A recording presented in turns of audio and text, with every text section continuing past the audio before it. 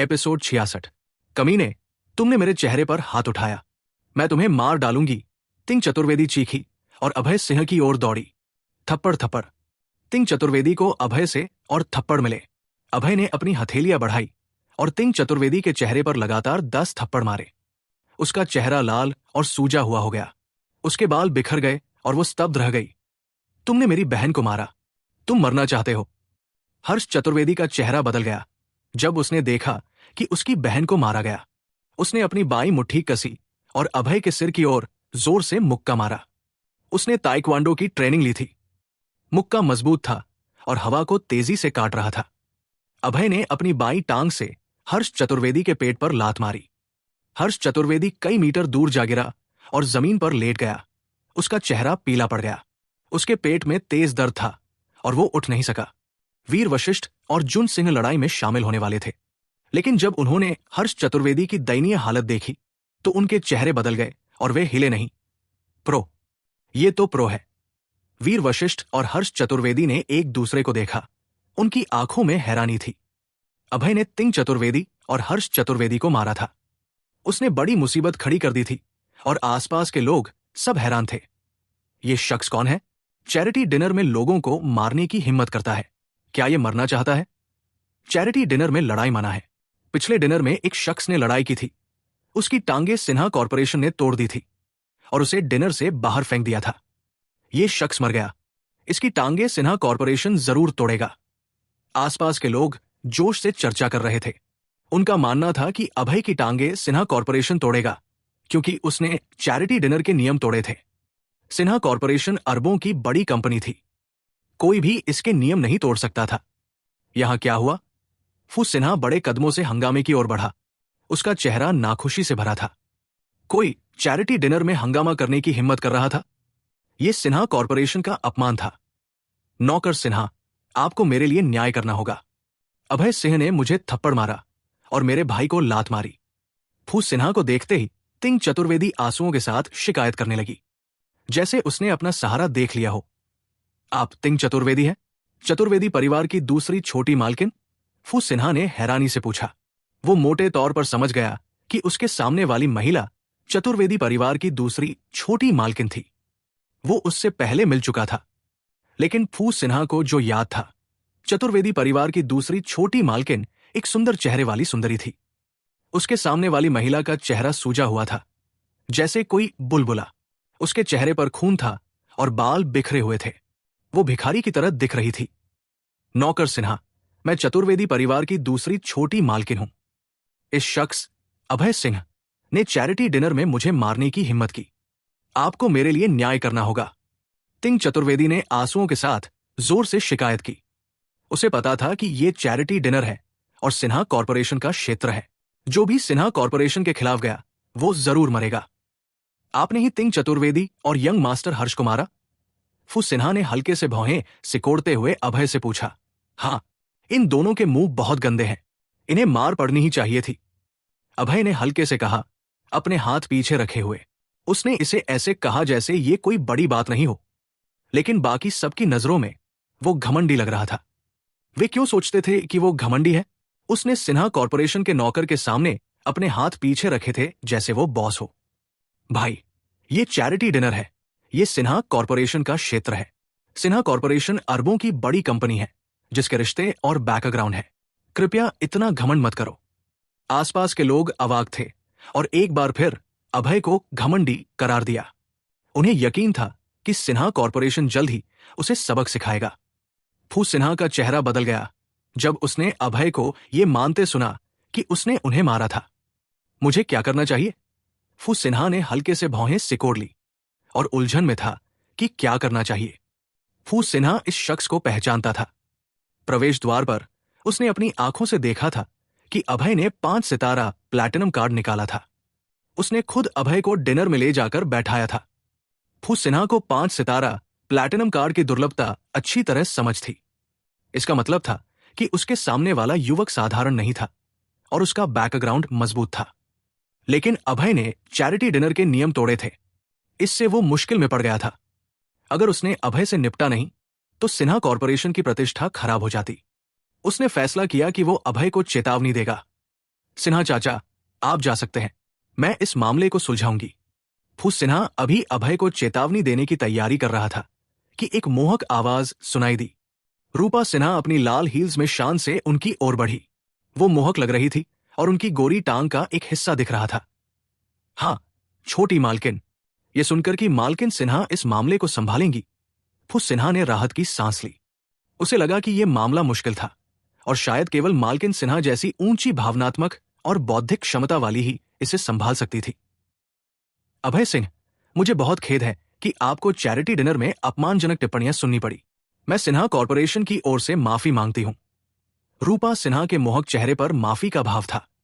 छोटी मालकिन, इससे माफी मांग रही हैं? फू सिन्हा का बूढ़ा चेहरा अविश्वास से भर गया। वो स्तब्ध रह गया। उसे पता था कि छोटी मालकिन सिन्हा बहुत घमंडी थी। वो अरबों की कंपनी की मालकिन थी और उनके रिश्ते नवद्वीप में थे। उनका परिवार बहुत प्रभावशाली था। उनके दादाजी देश के संस्थापक जनरल थे। लेकिन अब मालकिन उसके सामने वाले युवक से माफी मांग रही थी। फूस सिन्हा समझ नहीं पाया कि ये क्या हो रहा था। न केवल फूस सिन्हा हैरान था, आसपास के लोग भी अपने मुंह चौड़े करके स्तब्ध रह गए। उन्हें सिन्हा कॉर्पोरेशन की ताकत अच्छे से पता थी। यहां तक कि अगर मेयर को यहां धमकाया जाता तो भी रूपा सिन्हा माफी नहीं मांगती। ये युवक कौन था? रूपा सिन्हा उससे माफी क्यों मांग रही थी? श्रीमती सिन्हा, यह आपकी गलती नहीं है। चैरिटी डिनर में कुछ कीड़े मकोड़ों का आना सामान्य है। अभय ने तिंग चतुर्वेदी और हर्ष चतुर्वेदी की ओर देखा और हल्के से कहा। इस पल में तिंग चतुर्वेदी और हर्ष चतुर्वेदी के चेहरे पीले और गुस्से से भरे थे। उन्होंने मूल रूप से चाहा था कि सिन्हा कॉर्पोरेशन के लोग अभय को सबक सिखाएं, लेकिन ऐसा साफ तौर पर नहीं हो रहा था। सिन्हा कॉर्पोरेशन के लोग साफ तौर पर अभय को खुश करना चाहते थे। इससे वे बहुत नाराज थे। लेकिन सिन्हा कॉर्पोरेशन का बैकग्राउंड इतना मजबूत था कि वे गुस्से में होने के बावजूद कुछ नहीं कर सकते थे। मैं आपको एक मौका देता हूं। शालिनी से माफी मांगो, वरना मैं आपकी टांगे तोड़ दूंगा। अभय ने ठंडी मुस्कान दी और तिंग चतुर्वेदी और हर्ष चतुर्वेदी की ओर कहा। मुझे माफी क्यों मांगनी चाहिए? तुमने शालिनी से 500,000 रुपए उधार लिए, लेकिन एक अशुद्ध जेड लटकन खरीदा। क्या तुम मूर्ख नहीं हो? मैं गलत कैसे हूं? तिंग चतुर्वेदी ने अपना चेहरा पकड़ा और गुस्से से कहा, लगता है तुम आखिरी दम तक नहीं मानोगी। ठीक है, मैं तुम्हें दिखाता हूं कि खजाना क्या होता है। अभय ने हल्के से मुस्कुराया और खजाने का इतिहास बताने का फैसला किया। अगर वे फिर भी माफी नहीं मांगते तो वो उनकी टांगे तोड़ देगा। मैं तुम्हें बताता हूं, ये लटकन ड्रैगन फीनिक्स जेड लटकन की जोड़ी में से फीनिक्स जेड है। इसे सिक्सी महारानी ने पहना था। अभय ने हल्के से मुस्कुराया और कहा, हां, तुम बढ़ चढ़कर बात कर रहे हो। इस अशुद्ध जेड लटकन का फीनिक्स जेड होने का कोई तरीका नहीं है। तिंग चतुर्वेदी ने भौहें सिकोड़कर अविश्वास भरे चेहरे से कहा। एपिसोड 67। अभय सिंह ने कहा कि यह जेड फीनिक्स जेड लटकन है। न केवल तिंग चतुर्वेदी को संदेह हुआ, बल्कि बाकी सभी के चेहरों पर भी अविश्वास छाया था। हालांकि उन्होंने फीनिक्स जेड को कभी नहीं देखा था, लेकिन इसके बारे में सुना था कि यह सिक्सी महारानी द्वारा पहना गया एक खजाना था। इसका रंग शुद्ध सफेद होता था, क्रिस्टल जैसा और बेदाग। लेकिन ये वाला हरे में ग्रे मिश्रित था, जिसमें सफेद रंग बिल्कुल नहीं था। श्रीमती सिन्हा, कृपया मुझे एक चीनी मिट्टी का कटोरा लाकर दें और फिर एक हाइड्रोजन पेरोक्साइड की बोतल ढूंढें। अभय ने मुड़कर रूपा सिन्हा से कहा। ठीक है। हालांकि रूपा सिन्हा को नहीं पता था कि अभय इसका क्या करेगा। उसने जल्दी से फूस सिन्हा को ऐसा करने को कहा। फूस सिन्हा बहुत कुशल था और एक पल में एक सफेद चीनी मिट्टी का कटोरा और हाइड्रोजन पेरोक्साइड की एक बोतल ले आया। साफ साफ देख लो कि ये फीनिक्स जेड है या नहीं। अभय ने हल्के से मुस्कुराया और मिश्रित जेड को कटोरे में डाला। फिर उसने पूरी हाइड्रोजन पेरोक्साइड की बोतल जेड पर डाल दी।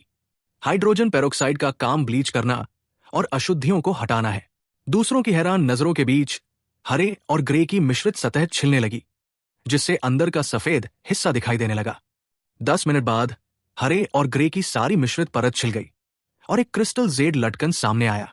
जेड लटकन शुद्ध सफेद था, चमकदार और पारदर्शी, जिसका रंग सुरुचिपूर्ण था।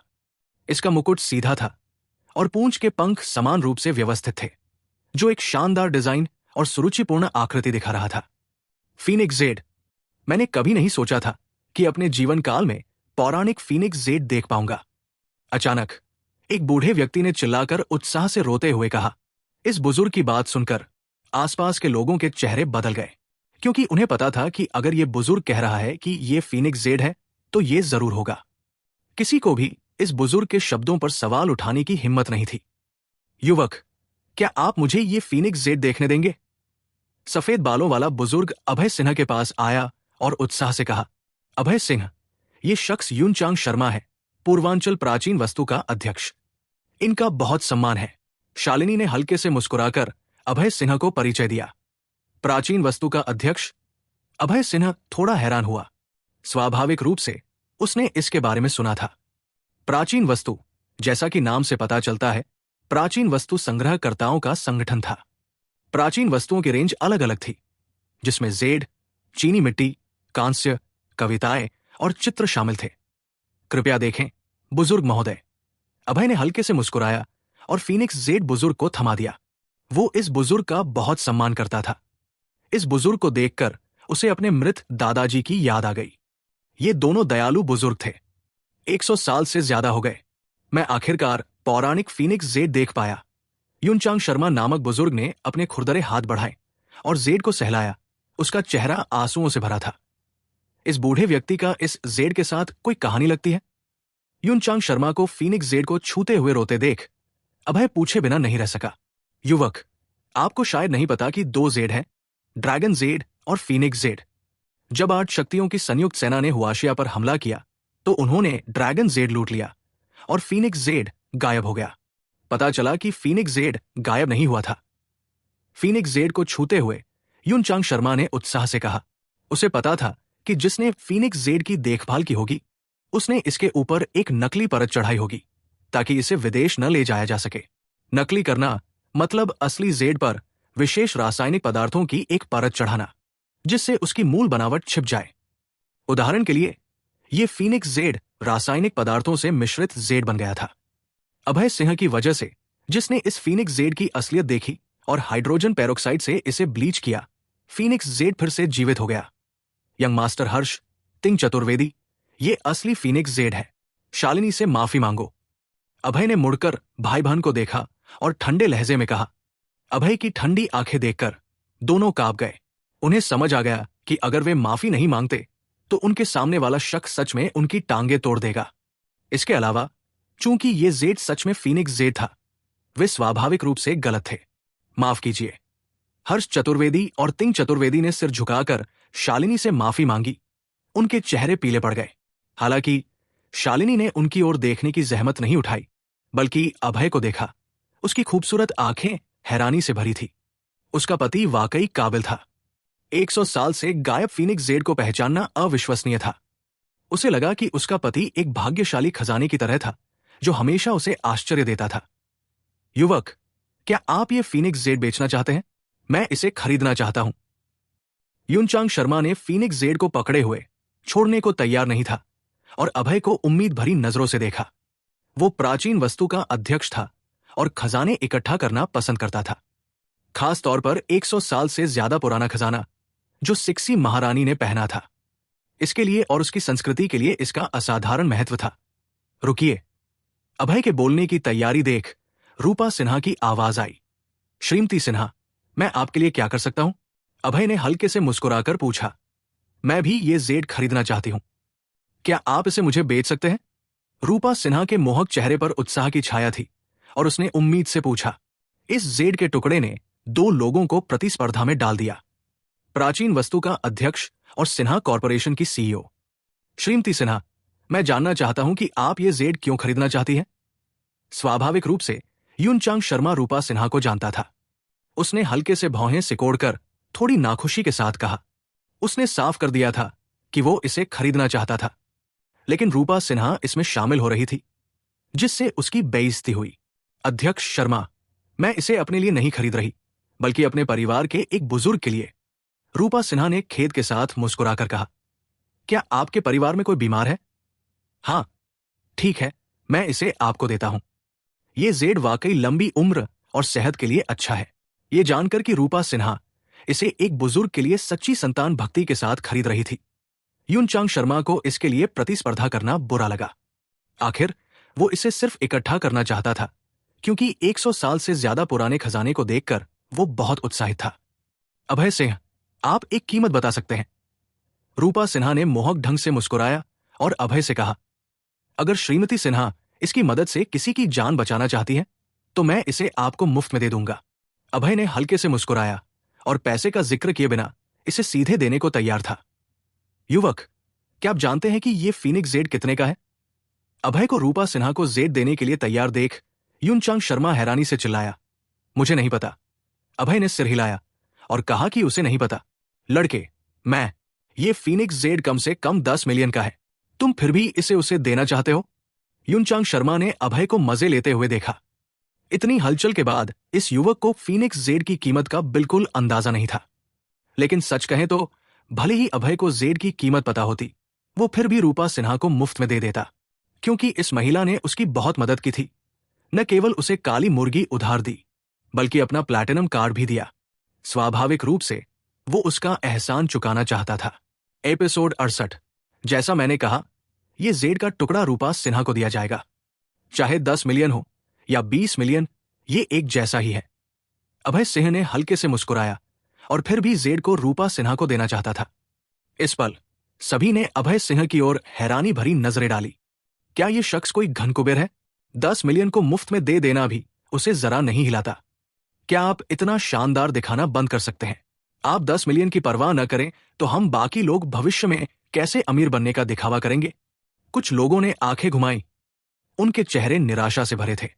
आपके दयालुता के लिए धन्यवाद, लेकिन आपने इसके लिए पैसे भी दिए हैं। मैं इसे मुफ्त में नहीं ले सकती। इस बैंक कार्ड में 10 मिलियन है, इसे ले। रूपा सिन्हा ने एक बैंक कार्ड निकाला और जिद करके अभय सिंह के हाथ में थमा दिया। अभय सिंह ने कुछ बार मना किया, लेकिन रूपा सिन्हा ने पैसे देने पर जोर दिया, वरना वो जेड नहीं लेती। आखिरकार उसे 10 मिलियन स्वीकार करने पड़े। चैरिटी डिनर खत्म हो गया और सभी लोग चले गए। अभय सिंह और शालिनी गुप्ता डिनर हॉल से निकले और गेट पर जय जैन से मिले। अभय सिंह को जय जैन के प्रति सकारात्मक भावनाएं थी। हालांकि वो थोड़ा नखरे वाला और कमजोर लगता था, लेकिन वो वफादार किस्म का शख्स दिखाई देता था। यंग मास्टर जय, मुझे अपना फोन नंबर दे। अभय सिंह जय जैन के पास आया और कहा। उसने नंबर इसलिए मांगा क्योंकि वो उसकी मदद करना चाहता था। 37। ये मेरा नंबर है। भाई, आप बहुत मजबूत हैं। आपने यंग मास्टर हर्ष को लात मारी। बहुत शानदार। मैं आपको डिनर पर ले जाऊंगा। हल्की मुस्कान के साथ जय जैन ने अंगूठा दिखाया। उसकी आंखें प्रशंसा से भरी थी। आखिर हर्ष चतुर्वेदी पूर्वांचल शहर के 4 यंग मास्टर्स में से एक था और बहुत शक्तिशाली था। उसके सामने वाला शख्स हर्ष चतुर्वेदी को लात मार चुका था। यह सच होने से भी ज्यादा शानदार था। यंग मास्टर जय 5। ये मेरा नंबर है, इसे रखें। बाद में मुझे फोन करें ताकि मैं आपकी नन्ही समस्या का हल कर सकूं। अभय सिंह ने उसके कंधे पर थपकी दी और धीरे से सिर्फ उनके सुनने लायक आवाज में कहा, क्या आप मेरे नन्हे भाई को ठीक कर सकते हैं? जय जैन का मुंह चौड़ा हो गया। उसका चेहरा हैरानी से भरा था। आखिर उसकी छोटी साइज और नपुंसकता की समस्या गर्भ में चोट की वजह से थी और इसे ठीक करना मुश्किल था। जय जैन ने कई मशहूर विशेषज्ञों और डॉक्टरों से मुलाकात की थी, लेकिन सारी कोशिशें बेकार गई थी। अब अभय सिंह ने कहा कि वो इसे ठीक कर सकता है। जय जैन के दिल में स्वाभाविक रूप से बहुत हैरानी थी। बेशक, मैं एक कुशल डॉक्टर हूं। मैं इसे बाद में ठीक कर दूंगा। अब आप घर जाकर सोए। अभय सिंह ने हल्के से मुस्कुराकर कहा, ठीक है, मैं आपका इंतजार करूंगा। जय जैन ने उत्साह से भरे चेहरे के साथ कहा। अभय सिंह की विशेषज्ञता पर जय जैन को काफी भरोसा था, क्योंकि सामने वाले ने हर्ष चतुर्वेदी, वीर वशिष्ठ और जुन सिंह की बीमारियों को देख लिया था, जिससे साबित हुआ कि उसकी चिकित्सा कौशल शानदार थी। अभय सिंह ने हाथ हिलाया और जय जैन की उत्साहित नजरों से दूर BMW की ओर बढ़ा। वो BMW में बैठा, चाबी घुमाई, पैडल दबाया और स्टीयरिंग घुमाया। व्रूम, कार उड़ चली। अभय सिंह और शालिनी गुप्ता को शाही महल की ओर ले गई। 1 घंटे बाद अभय सिंह और शालिनी गुप्ता 13 नंबर विला में वापस आ गए। विला के अंदर लिविंग रूम में बैठी शालिनी गुप्ता का सुंदर छोटा चेहरा सख्त था। उसकी नाक हल्के से सिकुड़ी हुई थी और वो कुछ नाखुश लग रही थी। प्यारी, क्या हुआ? आप नाखुश क्यों हैं? शालिनी का उदास चेहरा देखकर अभय सिंह ने मुस्कुराते हुए पूछा। बाहर उसे CEO कहता था, घर पर स्वाभाविक रूप से प्यारी कहता था। मैं आपसे पूछती हूं, आपका और उस रूपा नाम की महिला का क्या रिश्ता है? शालिनी की खूबसूरत भौं हल्के से सिकुड़ी और उसने पूछा, हमारा रिश्ता बहुत साफ और मासूम है। सच में? तो फिर आपने उसे 10 मिलियन का जेड लटकन क्यों दिया? प्यारी, क्या आप जलन कर रही हैं? अभय सिन्हा को थोड़ा मजा आया। इतनी हलचल के बाद उसकी प्यारी इसलिए जलन कर रही थी क्योंकि उसने जेड रूपा सिन्हा को दिया था। हालांकि दूसरे नजरिए से यह दिखाता था कि उसकी प्यारी उसकी परवाह करती थी। वो मन ही मन खुश था। कौन आपके लिए जलन कर रहा है? आपको दूसरी महिलाओं के लिए चीजें खरीदने की इजाजत नहीं है। शालिनी का ठंडा सुंदर चेहरा थोड़ा सख्त हो गया और वो अपनी हिम शिखर देवी की स्थिति में लौट आई। हाँ मेरी प्यारी, आइए मैं आपको मसाज दूं। अभय सिंह ने हल्के से मुस्कुराया, शालिनी के पीछे आया। उसने अपनी हथेलियां उसके कंधों पर रखी और मसाज शुरू कर दी। शुरुआत में शालिनी ने अभय सिंह के उसके शरीर को छूने का विरोध किया। वो साफ सफाई की शौकीन थी, लेकिन उस औरत रूपा सिन्हा के बारे में सोचकर उसे खतरा महसूस हुआ और उसने अपने पति को कुछ छोटे फायदे देने का फैसला किया। मां ने छोटी शालिनी को बताया था कि पुरुष कामुक होते हैं। मैं अपने पति को कुछ फायदे चखने दूंगी ताकि वो दूसरों के साथ न करे। शालिनी ने मन ही मन सोचा, ये कहना होगा शालिनी वाकई बहुत सुंदर थी। उसका सुंदर चेहरा, बर्फ जैसी सफेद त्वचा, सुंदर आकृति और मुलायम कंधे। अभय सिंह ने उसके कंधे की मसाज की जिससे उसे बहुत आराम मिला। थोड़ा हल्के से। शालिनी का चेहरा लाल हो गया और उसने मोहक ढंग से कहा। यह सुनकर अभय सिंह ने थोड़ा ढीला किया, धीरे और हल्के से मसाज करने लगा, थोड़ा जोर से। शालिनी को लगा कि उसकी ताकत थोड़ी कम थी और उसने थोड़ा जोर लगाने को कहा। प्यारी, मैं थोड़ा और जोर लगाऊंगा। अभय सिंह ने हल्के से मुस्कुराया और थोड़ा ज्यादा दबाव डाला। शालिनी बहुत मासूम थी। उसने थोड़ा जोर से के दोहरे मतलब को नहीं समझा। अच्छी खुशबू आ रही है। अभय सिंह ने शालिनी की मसाज करते हुए उसके शरीर की अनोखी खुशबू को सूंघा और इसे बहुत आनंददायक पाया। शालिनी को भी उंगलियों की मसाज बहुत पसंद आई। उसने अपनी आंखें बंद की। उसका सुंदर चेहरा लाल हो गया और उसके शरीर में गर्मी की एक धारा बहने लगी। प्यारी, क्या मैं आज रात आपके कमरे में सो जाऊं? शालिनी को मसाज से बहुत आराम मिलते देख अभय सिंह ने लोहा गर्म होने पर हथौड़ा मारने का फैसला किया। शालिनी ने हल्के से गुंजन किया। उसे बिल्कुल नहीं सुनाई दिया कि अभय क्या कह रहा था। प्यारी, आप बहुत अच्छी हैं। मेरे साथ सोने को तैयार हो गई। अभय सिंह ने खुशी से कहा। कौन आपके साथ सो रहा है? शालिनी ने अपनी खूबसूरत आंखें खोली और हल्के से कहा। प्यारी, आपने अभी कहा था कि आप मेरे साथ एक कमरे में सोएंगी। क्या आप अपने शब्दों से मुकर रही हैं? अभय सिन्हा थोड़ा असंतुष्ट था। शालिनी ने अभी हम की आवाज निकाली थी, जिसका मतलब था कि वो उसके साथ एक कमरे में सोने को तैयार थी। अब अपने शब्दों से मुकरना थोड़ा अनुचित लग रहा था। मैंने गलती से कह दिया। हम इस मामले को बाद में देखेंगे। शालिनी ने मुस्कुराया, खड़ी हुई और दूसरी मंजिल के बेडरूम की ओर बढ़ गई। अभय सिन्हा को पीछे से उसकी सुंदर आकृति को निहारने के लिए छोड़ दिया। दरअसल अभय सिन्हा को अपने शरीर को छूने और मसाज करने देना पहले से ही उसके लिए एक बड़ा फायदा था।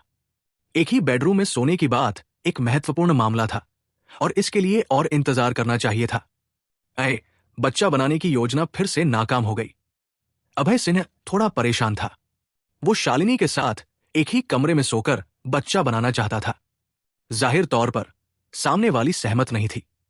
हालांकि अभय सिंह ने शालिनी के शरीर की मसाज की थी, जो सफलता की ओर एक छोटा कदम था। अगर शालिनी एक हिमखंड थी, तो अभय सिंह आखिरकार उस हिमखंड पर चढ़ गया था। अपना पहला कदम उठाते हुए उसे विश्वास था कि अगर वो अपनी कोशिशों में लगा रहा तो एक दिन वो और शालिनी एक ही कमरे में सोएंगे और साथ में बच्चा बनाएंगे। एपिसोड 69। दूसरा दिन था। मौसम बादल छाया हुआ था और आकाश उदास ग्रे रंग का था, जैसे बारिश होने वाली हो। अभय सिंह ने उबासी ली और कपड़े पहने। फिर उसने मुंह धोया और हिम शिखर कॉरपोरेशन की ओर चल पड़ा। शालिनी गुप्ता की बात करें तो वो अभय से पहले उठ गई थी। वो 1 घंटे पहले ही गाड़ी लेकर काम पर चली गई थी। दोनों के बीच एक समझौता था कि वे काम पर अपने रिश्ते को जाहिर नहीं करेंगे, इसलिए उन्हें हमेशा अलग अलग काम पर जाना पड़ता था। बड़े भाई अभय, आप आखिरकार काम पर आए। जैसे ही अभय सिंह काम पर पहुंचा, एक कुरकुरी आवाज ने शिकायत की। उसने मुड़कर देखा। उसके पीछे श्यामली वर्मा खड़ी थी। उसने आज सफेद शर्ट पहनी थी।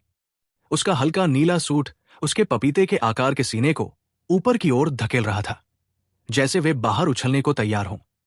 उसके प्यारे चेहरे पर नाराजगी की एक झलक थी। अभय के 2 दिन तक काम पर न आने से वो बहुत नाखुश थी। उसके दिल में वो स्वाभाविक रूप से अभय को हर दिन देखना चाहती थी। अगर वो एक दिन भी उसे न देखे तो ऐसा लगता था जैसे उसके दिल से कुछ गायब हो गया हो और उसका पूरा शरीर दुखने लगे। श्यामली, मुझे माफ कर दे, इन दिनों कुछ काम था, अभय ने हल्के से मुस्कुराकर समझाया। बड़े भाई अभय, अगर आप भविष्य में काम पर ना आए तो मुझे फोन करके छुट्टी लेना याद रखें। आप बिना वजह काम से गायब नहीं हो सकते।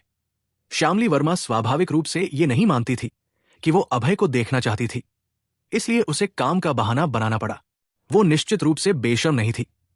समझ गया श्यामली, अगली बार मैं आपको जरूर बताऊंगा। अभय ने श्यामली वर्मा के हाथों में दूध और ब्रेड देखा। उसका पेट भूख से भर गया। उसने अभी तक नाश्ता भी नहीं किया था। बड़े भाई अभय, लें, आप इसे नाश्ते के लिए खा सकते हैं। श्यामली वर्मा ने अभय की आंखों का भाव देखा और अनुमान लगाया कि उसने अभी तक खाना नहीं खाया, इसलिए उसने अपने हाथों में नाश्ता उसे दे दिया। श्यामली, अगर मैं इसे खा लूं तो आप क्या खाएंगी? मैं पहले ही खा चुकी हूं। बड़े भाई अभय, आप खा लें। धन्यवाद छोटी बहन श्यामली। अभय ने शुक्रिया कहा, फिर दूध और ब्रेड लिया और खाने लगा। लेकिन उसने इस बात पर ज्यादा ध्यान नहीं दिया कि दूध के डिब्बे में पहले से स्ट्रॉ डाला हुआ था। उसने स्ट्रॉ को मुंह में लिया और चूसना शुरू कर दिया। दूध डीलक्स दूध था। यह मीठा था और बहुत अच्छा स्वाद दे रहा था। अभय को अपना दूध पीते देख श्यामली वर्मा का चेहरा लाल हो गया। वो थोड़ी शर्मिंदा थी। उसे अचानक याद आया कि उसने अभी उस दूध के डिब्बे में स्ट्रॉ डाला था और कुछ पिया भी था। तो क्या इसका मतलब यह नहीं कि उसके होंठ उस स्ट्रॉ को छू चुके थे और अब वो स्ट्रॉ अभय के मुंह में था? उन्होंने अप्रत्यक्ष रूप से चूम लिया था। अप्रत्यक्ष चुंबन। इस बारे में सोचकर श्यामली वर्मा बहुत शर्मिंदा हुई और उसका दिल तेजी से धड़कने लगा। अभय सिंह दूध पीने में मगन था, इसलिए उसने श्यामली वर्मा के चेहरे के भावों पर ध्यान नहीं दिया। नाश्ता खत्म करने के बाद अभय सिंह टेबल नंबर 9 पर काम शुरू करने के लिए चला गया। अब मेरे पास भी क्लाइंट है। अभय सिंह कुर्सी पर बैठा और बहुत खुश था। वो कंपनी में कुछ दिन से था और उसके पास एक भी क्लाइंट नहीं था। इससे सेल्स डिपार्टमेंट में कई लोग उसका मजाक उड़ाते थे और उसे भी थोड़ी शर्मिंदगी होती थी। लेकिन अब बात अलग थी। उसके पास भी एक क्लाइंट था और वो एक बड़ा क्लाइंट था, रूपा सिन्हा। शालिनी गुप्ता पहले ही सहमत हो चुकी थी कि अभय सिंह हिम शिखर कॉरपोरेशन और सिन्हा कॉरपोरेशन के बीच सहयोग के लिए पूरी तरह जिम्मेदार होगा। उसे बस अपनी पूरी कोशिश करके बड़े क्लाइंट रूपा सिन्हा पर काम करना था। अभय सिंह ने सिन्हा कॉरपोरेशन की जानकारी निकाली और पढ़ना शुरू किया। उनके साथ साझेदारी करने के लिए उसे पहले उन्हें समझना जरूरी था। उसने नहीं देखा होता तो नहीं पता चलता, लेकिन अब देखने के बाद वो हैरान था। ये सिन्हा कॉरपोरेशन एक विशालकाय थी। उनकी कीमत $1 अरब से ज्यादा थी और उनका हाथ होटलों, रियल एस्टेट, ज्वेलरी, नीलामी घरों आदि में था। देश में सिन्हा कॉरपोरेशन की 1 दर्जन से ज्यादा सहायक कंपनियां थी। पूर्वांचल शहर में सिन्हा कॉरपोरेशन सिर्फ एक सहायक कंपनी थी, क्योंकि पूर्वांचल शहर में सिन्हा कॉरपोरेशन की सहायक कंपनी हाल ही में शुरू हुई थी। इसलिए रूपा सिन्हा खुद इसे संभाल रही थी और कंपनी को विकसित करने में मदद कर रही थी। पूर्वांचल शहर सिन्हा कॉरपोरेशन का एक प्रमुख विकास लक्ष्य था। अभय सिंह ने सिन्हा कॉरपोरेशन की जानकारी पढ़ना खत्म किया और फिर उसे रूपा सिन्हा और उनकी कंपनी की स्पष्ट समझ हो गई। अनजाने में दोपहर हो चुकी थी। अभय सिंह खड़ा हुआ और श्यामली वर्मा को साथ खाने के लिए बुलाने वाला था, लेकिन उसे श्यामली वर्मा नहीं मिली। आसपास पूछने पर पता चला कि श्यामली वर्मा एक क्लाइंट के साथ बाहर गई थी। जब से श्यामली वर्मा मैनेजर पद पर प्रमोट हुई थी, उसके क्लाइंट्स की संख्या में भारी बढ़ोतरी हुई थी। वो बहुत व्यस्त हो गई थी और हर दिन उसके पास बहुत काम था। क्योंकि श्यामली वर्मा नहीं मिली, अभय सिंह को अकेले कैंटीन में खाने जाना पड़ा। वो कैंटीन की ओर लुढ़कता हुआ गया और अचानक उसकी नजर ठहर गई और उसने एक परिचित को देखा। वहां एक मेज पर एक सुंदर महिला बैठी थी। इस महिला का चेहरा, नाक और आंखें सुंदर थी। हल्का नीला बिजनेस सूट उसके पतले शरीर को पूरी तरह लपेटे हुए था। उसकी टांगें पतली और लंबी थी, जो लोगों को छूने का मन करता था। देवी, ये एक खूबसूरत देवी थी। अरे सुंदरी, बहुत दिनों बाद मिले। अभय सिन्हा लंबे बालों वाली लड़की के पास गया और मुस्कुराते हुए इशारा किया। अरे ये आप है? हाँ, बहुत दिनों बाद मिले। लंबे बालों वाली लड़की के सुंदर चेहरे पर अभय सिन्हा को देखकर उत्साह का भाव उभरा और अभय सिंह ने उसे सुंदरी कहकर पुकारा, जिससे वो थोड़ा शर्मा गई। मुझे सुंदरी मत कहें, मुझे डायरेक्टर शर्मा कहें। लंबे बालों वाली लड़की कोई और नहीं, प्रिया शर्मा थी। वो अभय सिंह की बॉस भी थी, सेल्स डिपार्टमेंट की डायरेक्टर। आपको डायरेक्टर शर्मा कहना बहुत अजीब लगता है। हम दोनों का कुछ न कुछ नाता है, तो मैं आपको सुंदरी कहूंगा। सुंदरी कहना अच्छा नहीं लगता। आप मुझे मिस शर्मा क्यों नहीं कहते? ठीक है मिस शर्मा, कुछ दिनों में नहीं देखा और आप और सुंदर हो गई। अभय सिंह ने उसे मिस शर्मा कहकर पुकारा और उसकी तारीफ की। वो इस खूबसूरत देवी के लिए बहुत आभारी था, जिसने उसे कंपनी में आने में मदद की थी। बातें बनाने में माहिर प्रिया शर्मा ने अभय सिंह को देखा। उसका चेहरा शर्मिंदगी दिखा रहा था। एक पुरुष द्वारा सुंदर कहलाना बेशक उसे खुश करता था। झूठ बोलने के हजारों लाखों तरीके हो सकते हैं और पकड़े जा सकते हैं, लेकिन एक महिला की तारीफ करना कभी पकड़ा नहीं जाता। हर महिला सुंदर होना पसंद करती है और उन्हें दूसरों से सुंदर कहा जाना अच्छा लगता है। अभय सिंह की यह तारीफ ने प्रिया शर्मा को बहुत आराम दिया। मिस शर्मा, आप हाल ही में कहा गई थी, मैंने आपको बहुत दिनों से नहीं देखा। क्या आप मुझे इसलिए मिस कर रहे हैं क्योंकि आपने मुझे हाल में नहीं देखा? बेशक मैं आपको मिस कर रहा हूं। मैं तो सपनों में भी आपको देखना चाहता हूं। सच में कल रात मैंने आपका सपना देखा। अभय सिंह ने हंसते हुए कहा। वो महिलाओं को मनाने में माहिर था। कुछ ही वाक्यों में उसने प्रिया शर्मा को हंसने पर मजबूर कर दिया। मैं इन दिनों बहुत व्यस्त थी। चतुर्वेदी कॉरपोरेशन के साथ हमारे सहयोग की बात कर रही थी। कुछ दिन पहले तक सब ठीक चल रहा था, लेकिन आज बिना किसी वजह के उन्होंने हमारे साथ काम करने से इनकार कर दिया। प्रिया शर्मा की भौहें उठीं। उसके सुंदर चेहरे पर उलझन का भाव था। हालांकि अभय सिन्हा को प्रिया शर्मा की बात सुनकर बहुत अच्छे से पता था कि क्या हुआ। उसे पता होना ही था, क्योंकि उसने चैरिटी डिनर में हर्ष और तिंग चतुर्वेदी को मारा था। जाहिर है चतुर्वेदी कॉरपोरेशन अब हिम शिखर कॉरपोरेशन के साथ सहयोग नहीं करना चाहती थी, लेकिन बेशक वो प्रिया शर्मा को यह नहीं बताएगा कि उसने उस कंपनी के मालिक को थप्पड़ मारा था जिसके साथ वो काम करने की कोशिश कर रही थी। मिस शर्मा, अगर वो सहयोग नहीं करते तो कोई बात नहीं। हिम शिखर कॉरपोरेशन भी एक बड़ी कंपनी है। हमें सफल होने के लिए चतुर्वेदी कॉरपोरेशन की खुशामद करने की जरूरत नहीं है। अभय सिंह ने हल्के से मुस्कुराकर कहा। एपिसोड 70। अभय सिंह, शायद आपको नहीं पता, लेकिन हिम शिखर कॉरपोरेशन हाल ही में फंडिंग संकट का सामना कर रही है। चतुर्वेदी कॉरपोरेशन हमारी मदद करने वाली थी, लेकिन हमें नहीं पता कि आज उन्होंने अचानक अपना इरादा क्यों बदल दिया।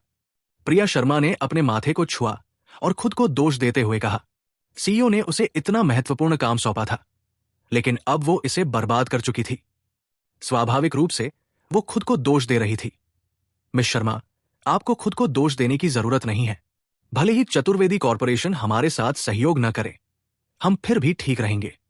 प्रिया शर्मा को खुद को दोष देते देख अभय सिंह ने मुस्कुराकर उसे सांत्वना देने की कोशिश की। उसने चतुर्वेदी कॉरपोरेशन को अपनी नजरों में नहीं रखा था। हिम शिखर कॉरपोरेशन अब संकट में नहीं थी, क्योंकि अब उनकी साझेदारी रूपा सिन्हा के साथ हो गई थी। लेकिन प्रिया शर्मा को अभय सिंह के विचारों का पता नहीं था। उसे रूपा सिन्हा के साथ साझेदारी के बारे में भी नहीं पता था। अभय सिंह की बात सुनकर उसे लगा कि वो सिर्फ उसे सांत्वना देने की कोशिश कर रहा है। जब दोनों बात कर रहे थे, एक पुरुष तेजी से दौड़ता हुआ आया। उसके हाथ में गुलाब थे।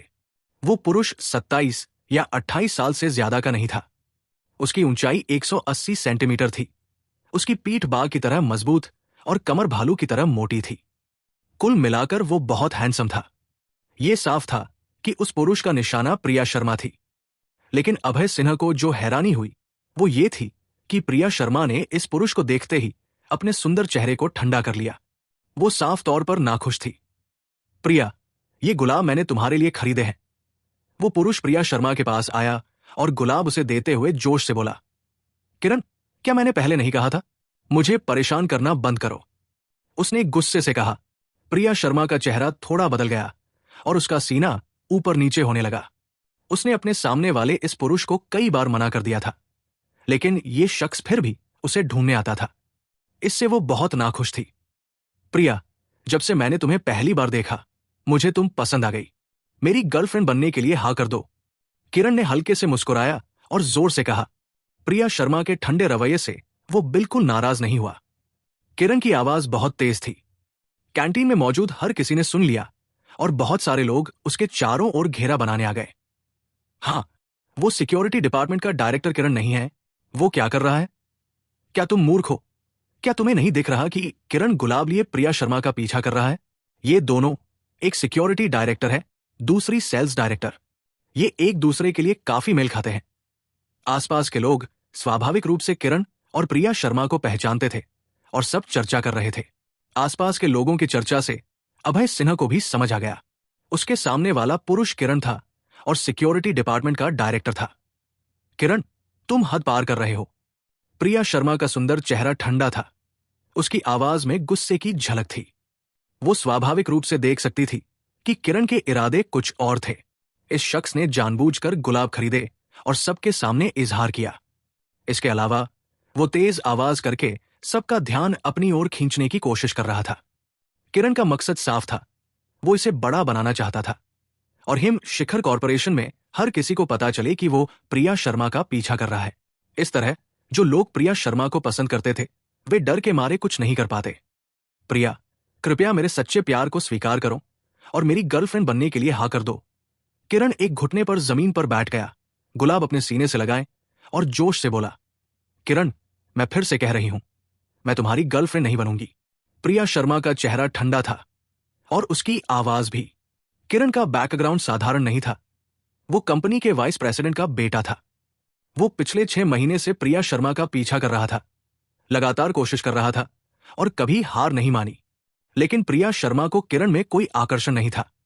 सच कहें तो प्रिया शर्मा को किरण पसंद न करने की एक वजह थी। 6 महीने पहले किरण की एक गर्लफ्रेंड थी, लेकिन प्रिया शर्मा की सुंदरता की वजह से उसने अपनी गर्लफ्रेंड को छोड़ दिया और प्रिया शर्मा का पीछा शुरू कर दिया। इससे प्रिया शर्मा उसकी नजरों में गिर गया। ऐसे लोगों के लिए जो अधूरे मन से अपनी गर्लफ्रेंड को छोड़ सकते थे, प्रिया शर्मा को बहुत गुस्सा आता था। लेकिन किरण का बैकग्राउंड प्रभावशाली था, इसलिए प्रिया शर्मा उसे ज्यादा नाराज नहीं कर सकती थी। वो बस उसे लगातार मना करती रही। लेकिन किसी भी वजह से जितना ज्यादा प्रिया शर्मा उसे मना करती, किरण उतना ही जोर शोर से उसका पीछा करता। ऐसा लगता था कि जितना वो उसे हासिल नहीं कर पाता, उतना ही ज्यादा वो उसे चाहता था। इतने लंबे समय तक जीने के बाद प्रिया शर्मा ने कभी इतने बेशर्म शख्स को नहीं देखा था। उसके फेफड़े गुस्से से फटने को तैयार थे। प्रिया, तुम्हारा कोई बॉयफ्रेंड नहीं है, तुम बहुत अकेली हो। मुझे तुम्हारा बॉयफ्रेंड बनने दो, फिर मैं तुम्हें गर्माहट दे सकता हूं। किरण जमीन पर घुटने टेके हुए था और सच्चाई से बोला, तुम बेशर्म हो। मैं अकेली नहीं हूं, मेरा बॉयफ्रेंड पहले से है। प्रिया शर्मा किरण के बेशर्म शब्दों से इतनी नाराज थी कि उसे कहना पड़ा कि उसका बॉयफ्रेंड पहले से है। मुझे यकीन नहीं होता, अगर तुम्हारा बॉयफ्रेंड है तो मैं उसे पहले क्यों नहीं मिला?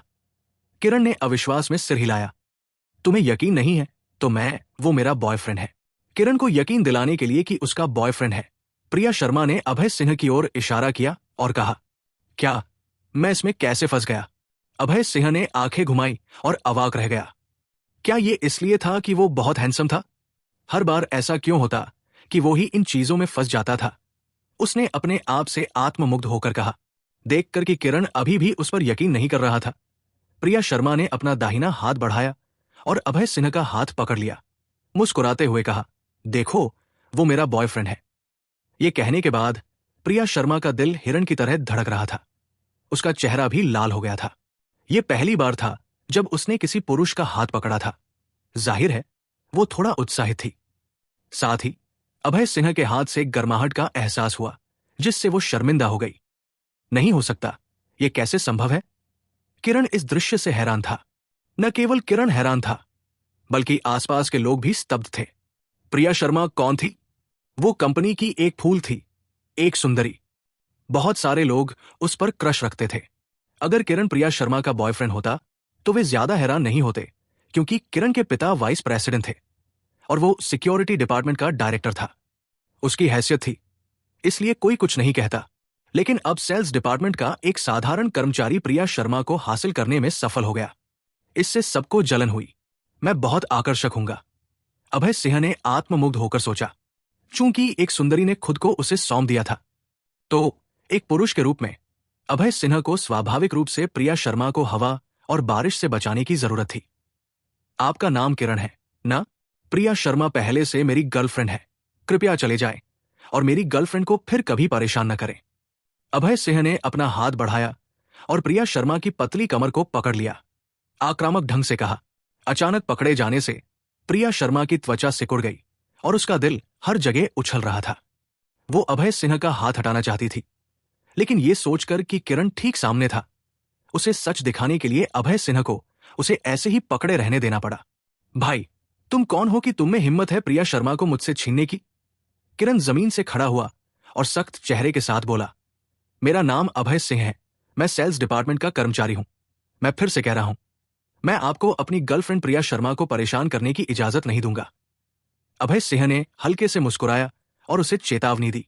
एपिसोड 71। अभय सिंह, तुम तो बस एक साधारण कर्मचारी हो। तुम प्रिया शर्मा के बॉयफ्रेंड कैसे हो सकते हो? किरण ने अविश्वास में सिर हिलाया। उसे पता था कि प्रिया शर्मा एक घमंडी इंसान थी। न सिर्फ वो सुंदर थी, बल्कि उसकी नजरें भी ऊंची थी। वो किसी साधारण इंसान की ओर आंख उठाकर भी नहीं देखती थी।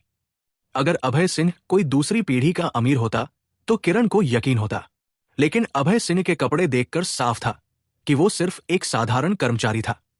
ये मुमकिन नहीं था कि एक नाजुक, अमीर और खूबसूरत लड़की एक साधारण कर्मचारी को पसंद करे। मैं सच में प्रिया शर्मा का बॉयफ्रेंड हूं।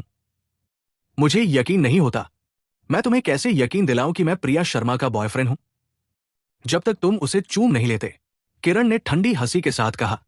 उसे पता था कि प्रिया शर्मा अपनी साफ-सफाई का बहुत ध्यान रखती थी। वो किसी को भी अपने होंठ चूमने नहीं देती थी, सिवाय अपने बॉयफ्रेंड के।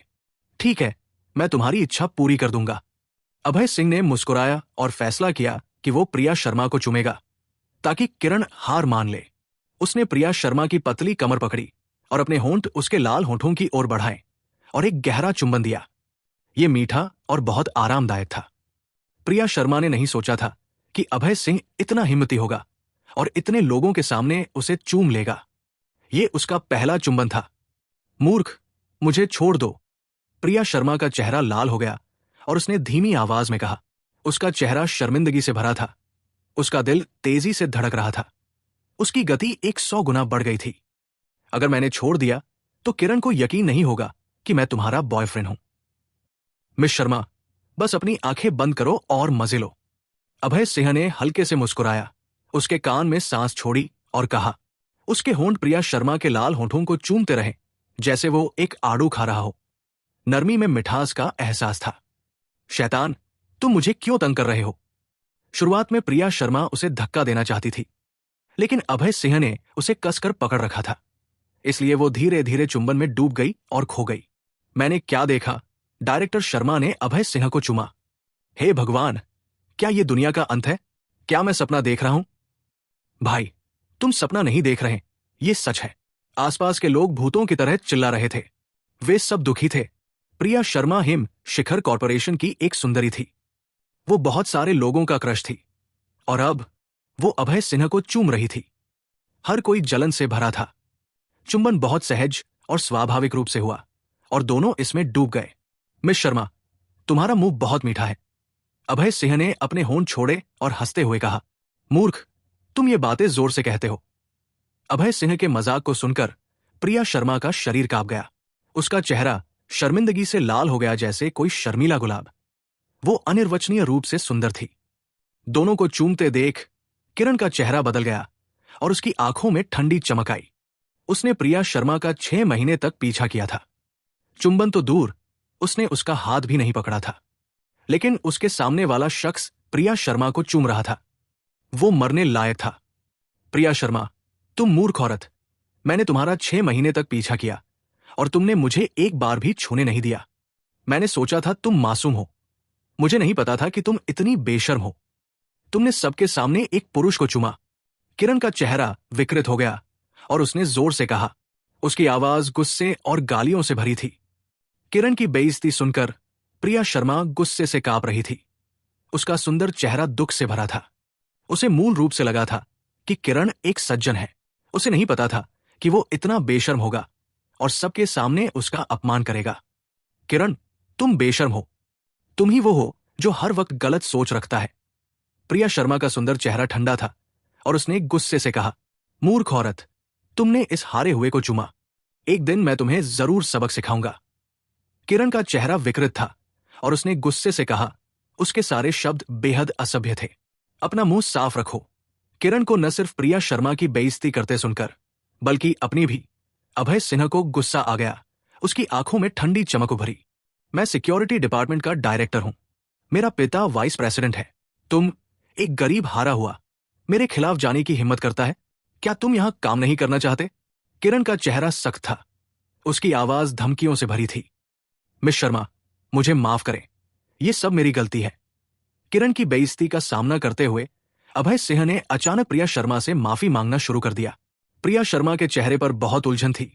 उसने पूछा, आप मुझसे माफी क्यों मांग रहे हैं? मिस शर्मा, उस दिन मुझे किरण को दीवार पर छोड़ देना चाहिए था, लेकिन मैंने गलती से उसे पानी की गुफा में छोड़ दिया और उसे बड़ा होने के बाद तुम्हारा अपमान करने दिया। इसके लिए मुझे बहुत खेद है। अभय सिंह ने भौहें सिकोड़ ली। उसका चेहरा पछतावे से भरा था। पुछ। अभय सिंह की बात सुनकर प्रिया शर्मा हंस पड़ी। ये अभय सिंह बहुत शैतान था। किरण को इतने अनोखे तरीके से गाली दे रहा था। उसे गाली देने की भी जरूरत नहीं पड़ी। आसपास के लोग भी हंस रहे थे।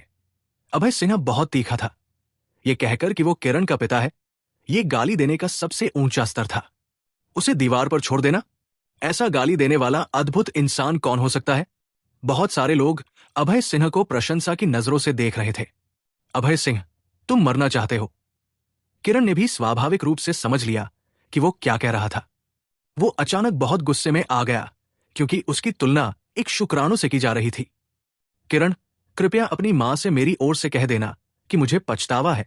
मुझे बाहर निकाल लेना चाहिए था, बजाय इसके कि तुम्हें बाहर आने देकर दूसरों को नुकसान पहुंचाने दिया।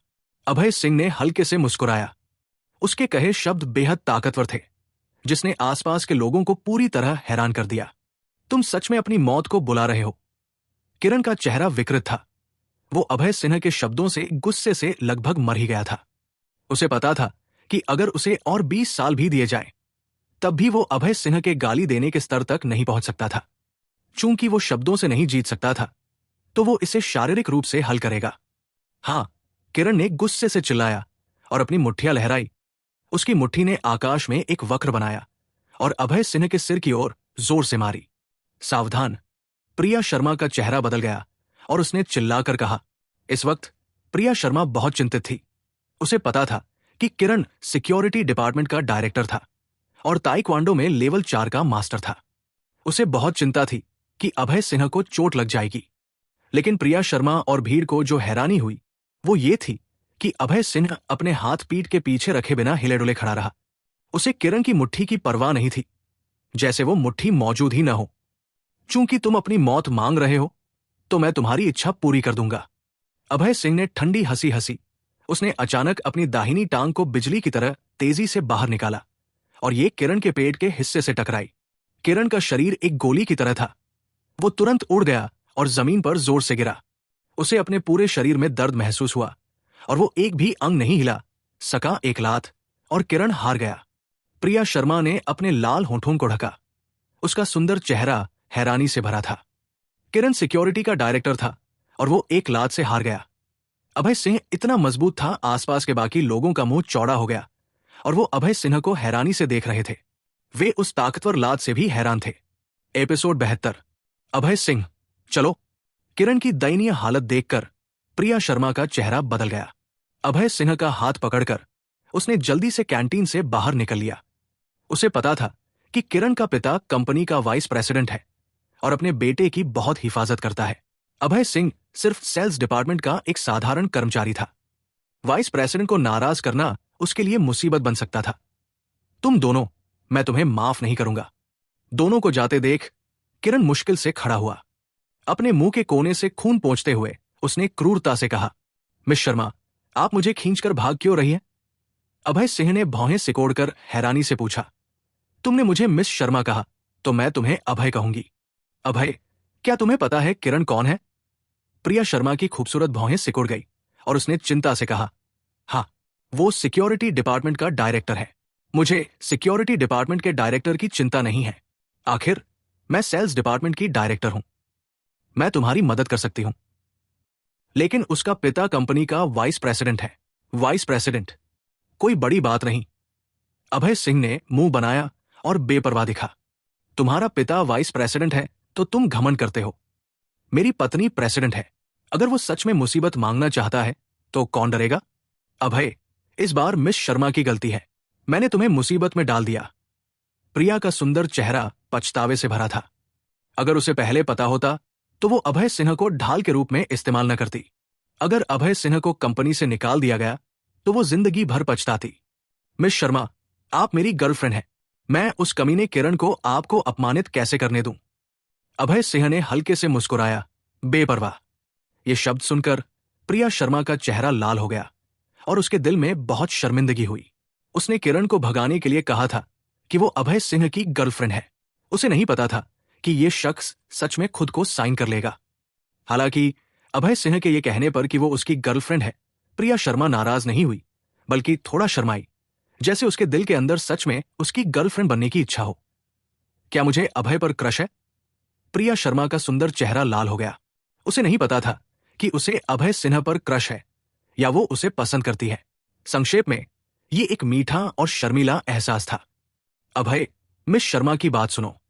आज काम पर मत जाओ, एक दिन की छुट्टी ले लो। कहीं किरण मुसीबत न खड़ी कर दे। अपने दिल की शर्मिंदगी को दबाते हुए प्रिया शर्मा ने धीरे से कहा, मिस शर्मा, चिंता मत करो। हिम शिखर कॉरपोरेशन में कोई मुझे निकाल नहीं सकता। अभय सिंह ने मुस्कुराया और आत्मविश्वास से कहा। हालांकि वो आत्मविश्वास से भरा था, प्रिया शर्मा अभी भी बहुत चिंतित थी। आखिर उसे अभय सिंह और शालिनी गुप्ता के रिश्ते के बारे में नहीं पता था। ठीक है मिस शर्मा, मैं काम पर जा रहा हूं। अभय सिंह ने हाथ हिलाया प्रिया शर्मा को अलविदा कहकर और सेल्स डिपार्टमेंट में काम पर लौट गया। प्रिया शर्मा की चेतावनी की उसे परवाह नहीं थी। उसकी नजरों में किरण सिर्फ एक चींटी था जिसे वो कभी भी कुचल सकता था। सेल्स डिपार्टमेंट में आकर अभय सिन्हा को लगा कि लोग अजीब व्यवहार कर रहे थे। उसे दूर से देखते ही सब उससे बचने लगे। सेल्स डिपार्टमेंट के लोग पहले अभय सिन्हा को नमस्ते करते थे, पूछते थे कि क्या उसने खाना खाया। अब उसे देखते ही वे प्लेग की तरह उससे बचते थे। क्या मैं इतना डरावना हूं? अभय सिंह ने आंखें घुमाई, अवाक। भाई, तुम डरावने नहीं हो, लेकिन किरण को मारना डरावना है। सेल्स डिपार्टमेंट के लोगों को किरण की पहचान पता थी। वो वाइस प्रेसिडेंट का बेटा था। किरण को मारने के बाद अभय सिन्हा को जरूर निकाल दिया जाएगा। सेल्स डिपार्टमेंट के लोग अभय सिन्हा के साथ निकाले जाने से बचना चाहते थे, इसलिए स्वाभाविक रूप से वे उससे दूर रहते थे। अभय सिन्हा पूरी दोपहर वहां बैठा रहा, ऊब गया। कोई उससे बात नहीं कर रहा था। उसे खाली समय में मजा आ रहा था। वो श्यामली वर्मा से बात करना चाहता था, लेकिन वो पूरे दिन वहां नहीं थी। बाहर बिजनेस की बातचीत के लिए गई थी, जिससे वो और ऊब गया। बेशक किरण ने कुछ नहीं किया हो ऐसा नहीं था। सिक्योरिटी रूम में वापस जाकर उसने एक शिकायत पत्र लिखा और उसे सीईओ शालिनी गुप्ता के हाथ में सौंप दिया।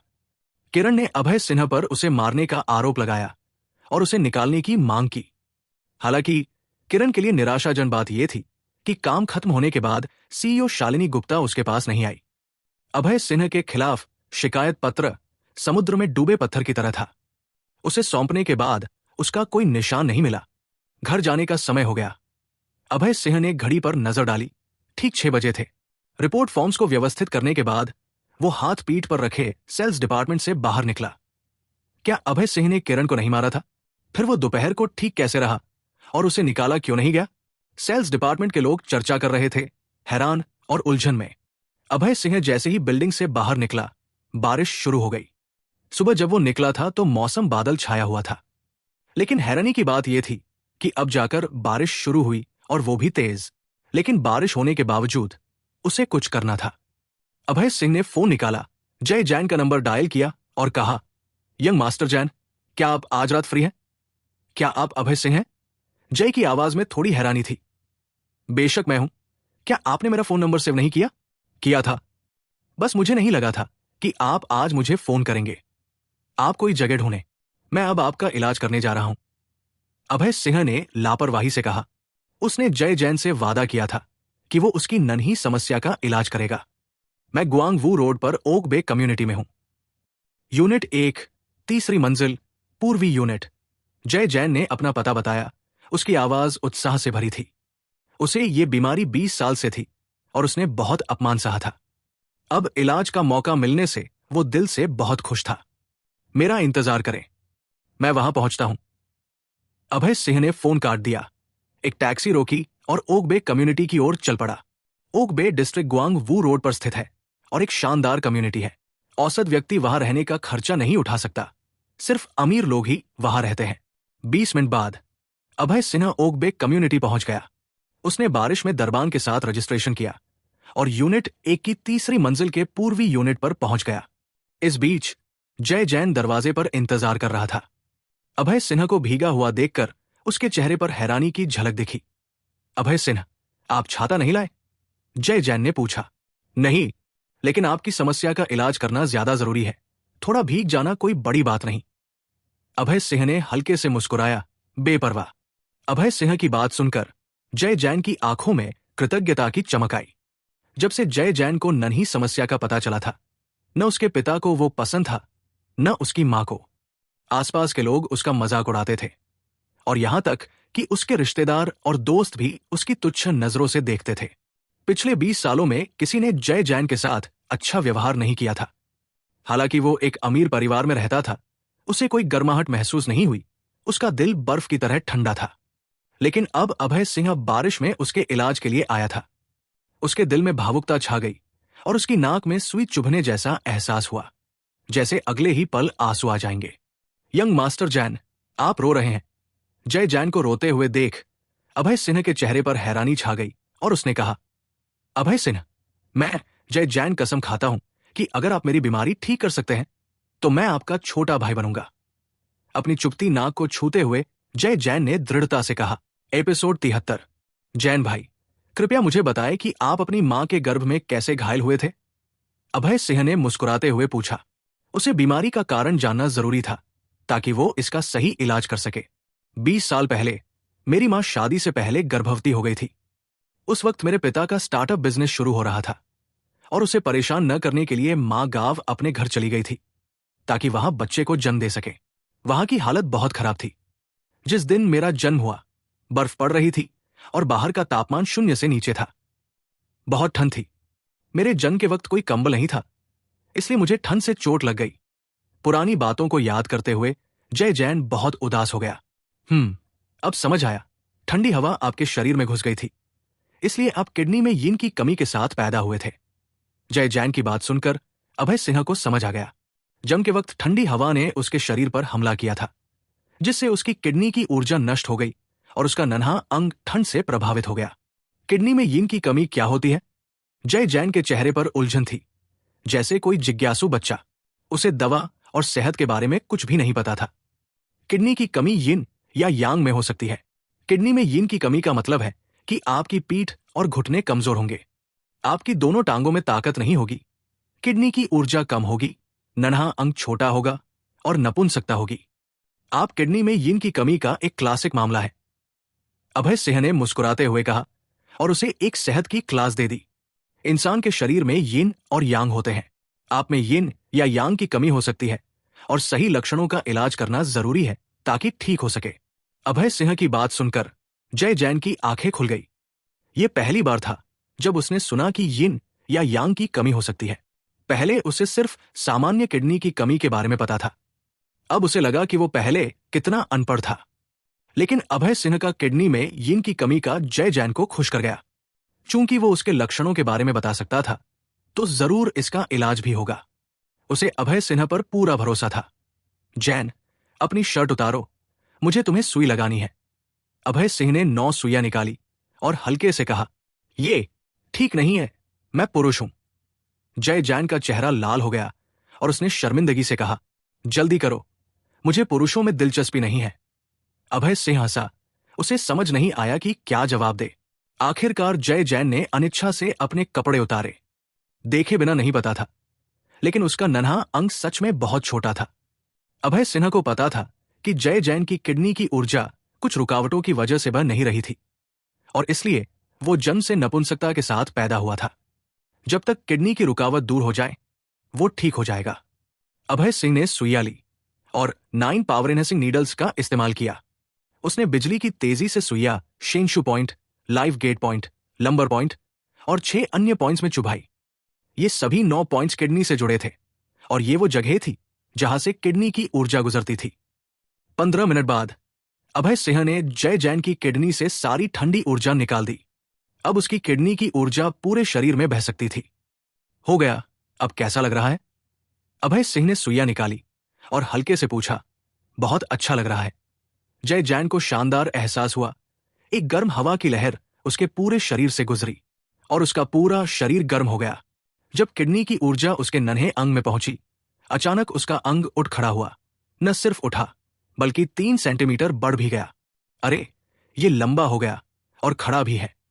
अपने अंग में बदलाव देखकर जय जैन ने उत्साह से कहा, जल्दी कपड़े पहनो, क्या चिल्ला रहे हो? जय जैन को इतना उत्साहित देख अभय सिंह ने भौहें सिकोड़कर डांटा। धन्यवाद भाई अभय, अब से मैं आपका छोटा भाई हूं। जय जैन ने कपड़े पहने और गंभीरता से कहा। अभय सिंह ने उसका इलाज किया और उसे फिर से मर्द बनाया। जाहिर है वो अभय सिंह का छोटा भाई बनने को तैयार था। छोटा भाई बनना तो दूर, अगर जरूरत पड़ती तो वो अभय सिंह को पिता भी कह लेता। नपुंसकता बहुत दर्दनाक थी और कोई भी हिजड़ा नहीं बनना चाहता। ये एक पुरुष के लिए सबसे बुरी सजा होती। जैन, तुम 4 बड़े परिवारों के यंग मास्टर मेरे छोटे भाई बने। क्या ये थोड़ा नाइंसाफी नहीं है? नहीं, बिल्कुल नहीं। भाई अभय, आपने मुझे एक पुरुष की गरिमा वापस दी। आपने मुझे दूसरी जिंदगी दी। अगर मेरे माता पिता भी आपको भाई कहें तो वो भी ठीक होगा। जय जैन ने सच्चाई से कहा। अभय सिंह की चिकित्सा क्षमताओं पर उसे बहुत भरोसा था। आपकी किडनी की रुकावट दूर हो गई है। अब आपकी ऊर्जा अच्छे से बहेगी। मैं अब आपको किडनी को मजबूत करने का एक गुप्त नुस्खा दूंगा ताकि आपकी हालत स्थिर हो सके। अभय सिंह ने हल्के से मुस्कुराया और उसे किडनी ठीक करने का नुस्खा देने का फैसला किया। आखिर वो इस कमी के साथ पैदा हुआ था, इसलिए उसे बहुत सारी दवाओं की जरूरत थी। धन्यवाद भाई अभय। जय जैन का स्वभाव जल्दी बदल गया। अभय सिंह का छोटा भाई बनने के बाद से उसका लहजा ज्यादा सम्मानजनक हो गया। ये किडनी को मजबूत करने का गुप्त नुस्खा है। इसमें velvet, fleece flower root, cordyceps sinensis, gorgon, eucommia, Chinese wolfberry. Abhay Singh ने एक पेन लिया और कागज पर नुस्खा लिखा। इसमें चीनी दवाओं के नाम और उनकी मात्रा थी। फिर उसे जय जैन को दे दिया। जय जैन ने उत्साह से नुस्खा लिया। ये उसके लिए एक अनमोल खजाने की तरह था। वो 50 लाख रुपए जीतने से भी ज्यादा खुश था। इस नुस्खे के अलावा आप खाने से भी इलाज कर सकते हैं। अगर आप अपनी यांग ऊर्जा बढ़ाना और किडनी को मजबूत करना चाहते हैं तो आपको अखरोट, काले तिल, काली फलिया, अंडे, लीक, चेस्टनट, बटेर ज्यादा खाने होंगे। अभय सिंह ने हल्के से मुस्कुराया और जय जैन को कुछ खाने की चीजें बताई जो उसे खानी चाहिए। दवा दवा होती है, खाना खाने से इलाज होता है। अगर आप दोनों का एक साथ इस्तेमाल करें तो दोगुना नतीजा मिलेगा। भाई अभय, आप कमाल है।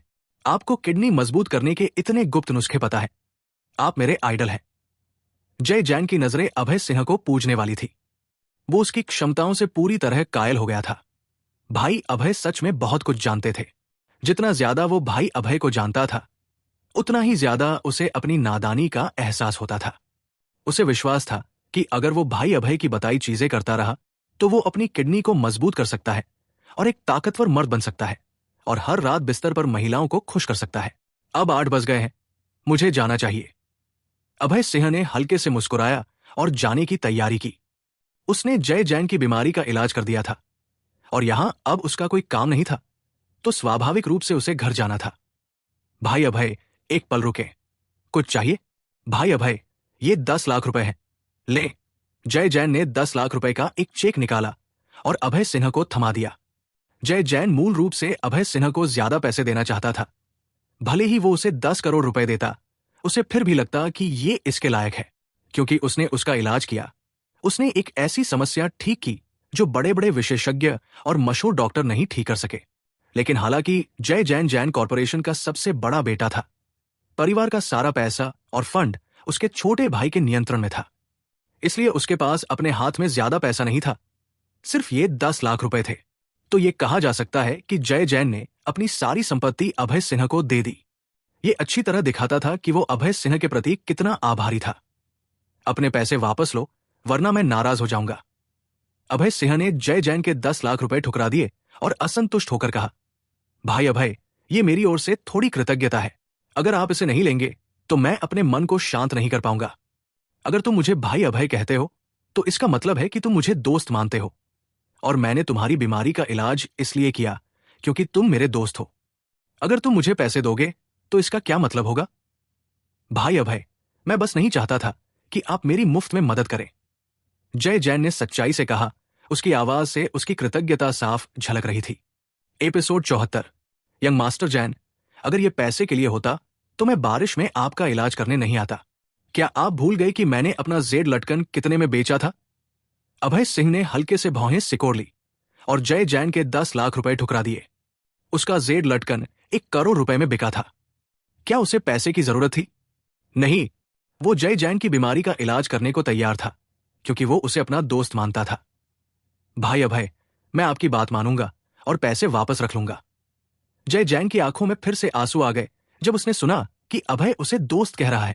अभय पिछले 20 सालों में पहला शख्स था जिसने उसे दोस्त माना। मैं जा रहा हूं, अगर कुछ चाहिए तो मुझे फोन करना। अभय सिंह ने हाथ हिलाया और जाने की तैयारी की। भाई अभय, 1 मिनट रुके। क्या बात है? भाई अभय, पैसे नहीं लेना ठीक है, लेकिन मुझे आपको एक रात की सैर पर ले जाना है। आपको आज रात मेरे साथ आना होगा ताकि मैं अपनी कृतज्ञता दिखा सकूं। जय जैन ने सच्चाई से कहा। ठीक है, हम कहाँ जा रहे हैं? अभय ने सहमति दी और सिर हिलाया। उसे मानना पड़ा वरना जय जैन का मन शांत नहीं होता। भाई अभय, चले जेड फिंगर एम्परर पैलेस। वो मेरे परिवार का बिजनेस है। जय जैन ने मुस्कुराते हुए एक जगह का नाम लिया। ठीक है। अभय ने सिर हिलाया और जय जैन के साथ बाहर निकला। व्रूम। जय जैन ने अपनी बेन स्पोर्ट्स कार चलाई और अभय को जेड फिंगर एम्परर पैलेस की ओर ले गया। Z finger emperor palace workers road पर स्थित था। यह एक आरामदायक मनोरंजन परिसर था जिसमें स्पा, सोना, मसाज, तेल मसाज और खास सेवाएं थी। 20 मिनट बाद जय जैन और अभय जेड फिंगर एम्परर पहुंच गए। अभय ने ऊपर देखा और एक बड़ी इमारत दिखी जिसमें 13 मंजिलें थी। ये शानदार तरीके से सजाई गई थी। सोने की सजावट थी और प्रवेश द्वार पर 4 खूबसूरत परिचारिकाएं खड़ी थी। परिचारिकाओं ने चीनी चोंगसाम पहना था जिसमें ऊंचा कट था, जो उनकी पतली और गोरी टांगों को दिखा रहा था। यह राहगीरों की नजरों को आकर्षित कर रहा था। स्वागत है, यंग मास्टर। 4 खूबसूरत परिचारिकाओं ने जय जैन को देखते ही जल्दी से झुककर अभिवादन किया। हाँ, भाई अभय, चले। जय जैन ने हाथ उठाया और अभय को आगे ले गया। ये शख्स कौन है? यंग मास्टर इसके लिए रास्ता बना रहे हैं? परिचारिकाएं हैरान रह गई। उन्होंने अभय का चेहरा अपने दिल में गुपचुप याद कर लिया ताकि भविष्य में वो उसकी अच्छी सेवा कर सके। सजावट अच्छी है। अभय ने जेड फिंगर एम्परर में घुसते हुए तारीफ की। जेड फिंगर एम्परर के गलियारे सोने की टाइल से ढके थे। दीवारें सोने की थी और झूमर भी सोने का था। ऐसा लग रहा था जैसे कोई महल में चल रहा हो। भाई अभय, चले नहाने और सोना लेने। जय जैन ने हल्के से मुस्कुराया और परिचित अंदाज में कहा। ठीक है। अभय ने सहमति में सिर हिलाया। वो बारिश से भीगा हुआ था और उसका शरीर चिपचिपा और असहज महसूस कर रहा था। थोड़ी देर बाद जय जैन अभय को एक बड़े टब के पास ले गया। टब 300 वर्ग मीटर से ज्यादा बड़ा था। दोनों ने टब में भिगोने के बाद सोना लिया। उन्हें ताजगी और आराम महसूस हुआ। भाई अभय, आइए चले एक मसाज लेते हैं, जय जैन ने उत्साह भरे चेहरे के साथ कहा और अभय को एक शानदार वीआईपी कमरे में ले गया। कमरा एम्परर हॉल कहलाता था। यह विशाल था और 100 वर्ग मीटर का था। हॉल के अंदर 2 बेडरूम थे जिन्हें मेहमान खास सेवाओं के लिए इस्तेमाल कर सकते थे। सोने की मेज पर अलग अलग तरह की शराब और फल रखे थे। Red wine, beer, vodka, brandy और तरबूज, अंगूर, केला और ड्रैगन फ्रूट भी थे।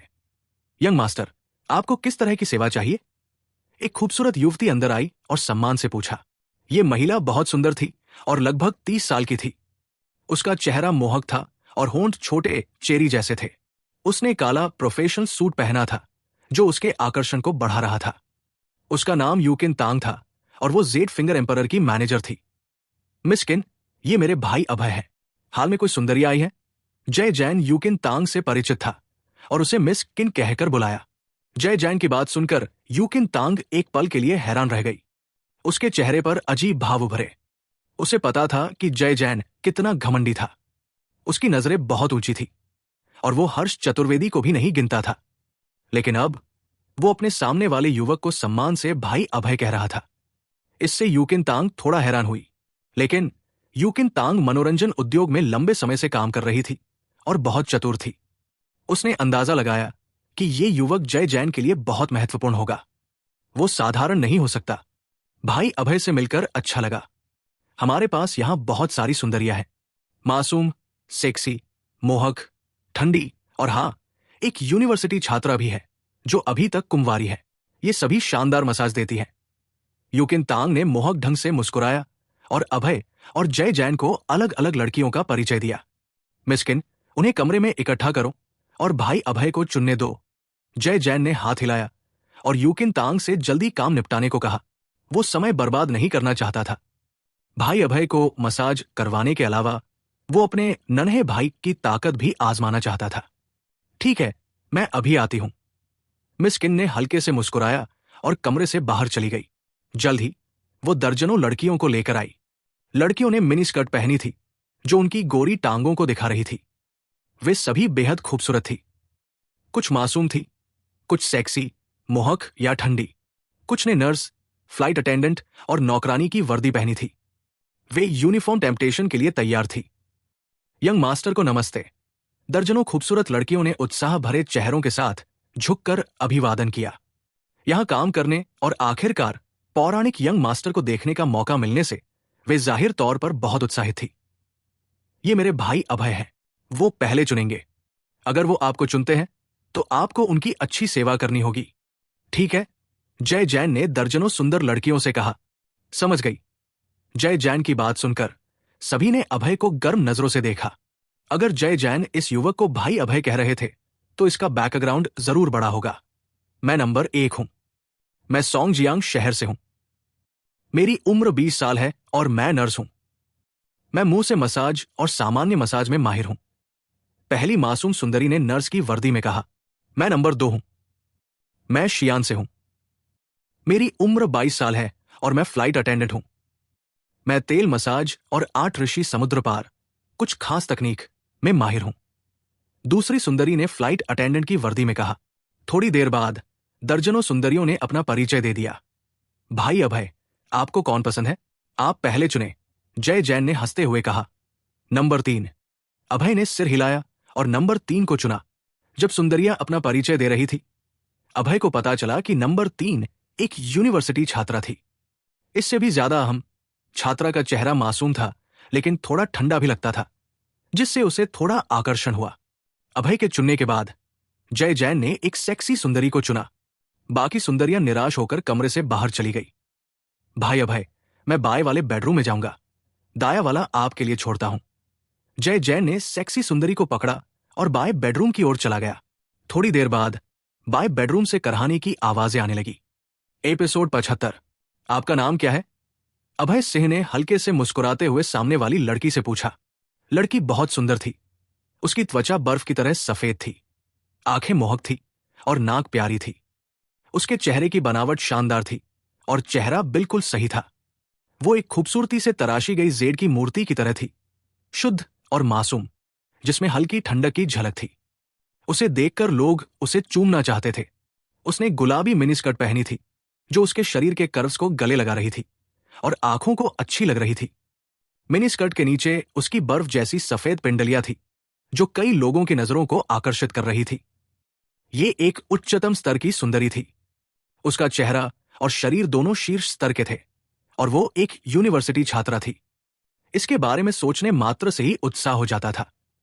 मेरा नाम मेघा है, गुलाबी मिनी स्कर्ट वाली लड़की ने मधुरता से कहा। उसकी आवाज बहुत मीठी और नरम थी और सुनने में अच्छी लग रही थी। लेकिन जब उसने अभय की गर्म नजरें देखी तो उसका चेहरा और कान लाल हो गए। उसकी मोहक आंखों में घबराहट की एक झलक दिखाई दी। मेघा, क्या अच्छा नाम है। आप अभी भी यूनिवर्सिटी छात्रा होंगी?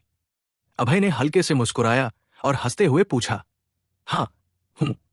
मेघा का मासूम चेहरा अभय का सुंदर चेहरा देखकर और घबराया हुआ हो गया। उसकी पहले की ठंडक और रुखाई सब नकली थी। ये उसकी पहली बार थी ऐसी जगह पर आने की, इसलिए वो सिर्फ ठंडा दिखने का नाटक कर सकती थी। ये एक अनजान माहौल के प्रति उसका प्रतिरोध था। असल में उसके दिल में बहुत घबराहट थी। मेघा, तुम एक बेहतरीन यूनिवर्सिटी छात्रा हो और क्लास रिप्रेजेंटेटिव। तुम इतना नीचे कैसे गिर सकती हो और ऐसी जगह पर आ सकती हो? मेघा ने अपने दिल में खुद को डांटा। लेकिन जब उसने अपनी मां के बारे में सोचा, जो अस्पताल में थी और जिसे बहुत जरूरी पैसे चाहिए थे, तो उसने हिम्मत जुटाई। उसे यहां किसी ने भेजा था। कहा गया था कि यहां के पुरुष बहुत उदार होते हैं और सैकड़ों जारों की टिप देते हैं। पैसे कमाने के लिए उसके पास यहां आने के अलावा कोई चारा नहीं था। मेघा, हमारा मिलना एक नसीब है। मेरा नाम अभय सिंह है। चलो एक दूसरे को जाने।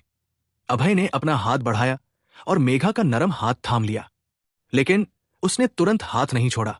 उसने सुंदर लड़की का हाथ पकड़े रखा और अपनी उंगली से उसकी हथेली को सहलाया। इससे मेघा और घबरा गई। उसका पूरा चेहरा, कान और गर्दन लाल हो गए। अभय, मैं मसाज के लिए 1,000 रुपए लेती हूं, मेघा ने बेचैनी से कहा।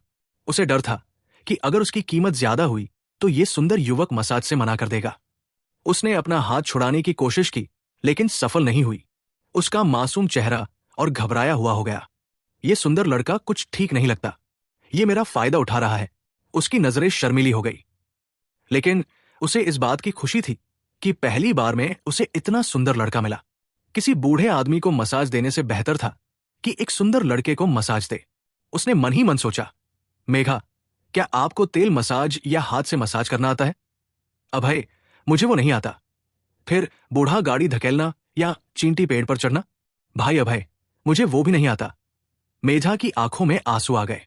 उसका मासूम चेहरा चिंता से भरा था और वो रोने के करीब थी। उसे अभय ने जो सेवाएं बताई, उनमें से कोई भी उसे नहीं आती थी। ये उसका पहला दिन था जेड फिंगर एम्परर में और उसने सिर्फ मसाज करना सीखा था। पैसे की सख्त जरूरत की वजह से जब उसे पता चला कि यंग मास्टर जैन एक वीआईपी लाए हैं, तो उसने मिस किन से खुद को शामिल करने की पेशकश की थी। मेघा की किस्मत अच्छी थी कि उसे यंग मास्टर जैन के वीआईपी ने चुना, लेकिन उसकी बदकिस्मती ये थी कि उसे अभय ने जो सेवाएं बताई, उनमें से कोई भी उसे नहीं आती थी। क्या आप अभी तक कुंवारी हैं और ये आपका यहां पहला दिन है? अभय ने आंखें घुमाई और थोड़ा अवाक रह गया। वो यहां एक सुंदरी ढूंढने आया था ताकि आराम कर सके।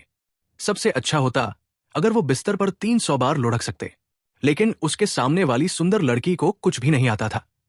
इससे वो थोड़ा अवाक रह गया। हर पुरुष एशियाई मसाज के बारे में जानता है। जो पुरुष कहता है कि उसे नहीं पता, वो झूठ बोल रहा है। अभय को समझ आ गया था कि ये सुंदरी यहां पैसे कमाने आई थी। ये उसका पहला दिन होगा और उसे मसाज के अलावा कुछ भी नहीं आता था। भाई अभय, मुझे आपके लिए मसाज करने दे। अगर आपको 1,000 रुपए ज्यादा लगते हैं तो मैं आपको छूट दे सकती हूं।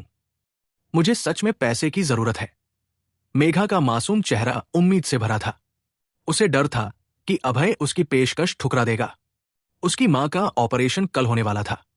अगर वो आज पैसे नहीं कमा पाई तो उसकी मां का ऑपरेशन नहीं हो पाएगा और उसकी जान को खतरा हो सकता था। अपनी मां के लिए वो यहां इस रेड लाइट इलाके में आने को तैयार थी। सस्ता करने की जरूरत नहीं। मुझे मसाज दो। अगर आपने अच्छा किया तो मैं आपको ज्यादा पैसे दूंगा। अभय ने हल्के से मुस्कुराया और कहा, अगर ये सुंदर लड़की सिर्फ मसाज करना जानती थी तो वो मसाज ही लेगा। धन्यवाद भाई अभय, मेधा ने कृतज्ञता से कहा। उसे पता था कि उसकी किस्मत अच्छी थी कि उसे इतना सहज स्वभाव वाला शख्स मिला। उसने दूसरी लड़कियों से सुना था कि कई महिलाओं को ग्राहकों के साथ खास सेवाएं देनी पड़ती थी। अगर वो तैयार न हो तो उन्हें मजबूर किया जाता था। ये सुंदर युवक उससे कहीं बेहतर था। मेघा ने अपने गोरे हाथों से अभय की पीठ की मसाज शुरू की। वो अनुभवहीन थी। साफ था कि यह पहली बार था जब उसने किसी ग्राहक को मसाज दी थी। तुम कर सकती हो मेघा। अपनी मां के लिए तुम्हें अपने पहले ग्राहक की अच्छी सेवा करनी होगी। उसने अपने दिल में खुद को हौसला दिया। बहुत अच्छा लग रहा है। मेघा की मसाज के बाद अभय को बहुत आराम और ताजगी महसूस हुई। उसके शरीर के रोम छिद्र जैसे खुल गए हों। एक पुरुष के लिए एक सुंदर लड़की से पूरे शरीर की मसाज लेना निश्चित रूप से आनंददायक था। जिस पुरुष ने इसे अनुभव नहीं किया, वो नहीं समझ सकता कि ये कितना अच्छा लगता है। ये मेघा का पहला मसाज था, इसलिए वो अनुभवहीन और घबराई हुई थी। उसने गलती से अभय के नन्हे अंग को छू लिया, जिससे उसे आरामदायक सिसकारी निकली। मेघा का चेहरा लाल हो गया और वो और घबरा गई। वो किसी छेद में छिप जाना चाहती थी। मसाज 1 घंटे में खत्म हो गई। अभय ने पसीने से तर मेघा को देखा। और उसकी आंखें गर्म हो गई। ये सुंदरी न सिर्फ मासूम दिखती थी, बल्कि उसके सीने का उभार भी बड़ा था, कम से कम 36D साइज का। उसका उभार हिल रहा था और नजरों को आकर्षित कर रहा था। भाई अभय, मसाज खत्म हो गई, मेधा ने लाल चेहरे के साथ कहा। अभय की गर्म नजरों ने उसे और शर्मिंदा कर दिया। हाँ, आपकी सेवा शानदार है। क्या आपके पास बैंक खाता है? मैं आपको पैसे ट्रांसफर कर दूंगा। भाई अभय, आप सीधे सामने रिसेप्शन पर दे सकते हैं। मैं पैसे नहीं लेती, वो वहां से मुझे पैसे दे देंगे। मैं मसाज के पैसे दूंगा, लेकिन चूंकि आपकी मसाज शानदार थी, मैं आपको टिप भी दूंगा। टिप? सच में? धन्यवाद भाई अभय। मेघा की मोहक आंखें चमक उठीं और उसने उत्साह से कहा। उसने सुना था कि अगर मसाज अच्छी हुई तो ग्राहक टिप देते हैं। कुछ उदार ग्राहक तो कुछ 100 रुपए भी टिप देते थे। उसे पैसे की सख्त जरूरत थी, इसलिए टिप की बात सुनकर वो खुश हो गई।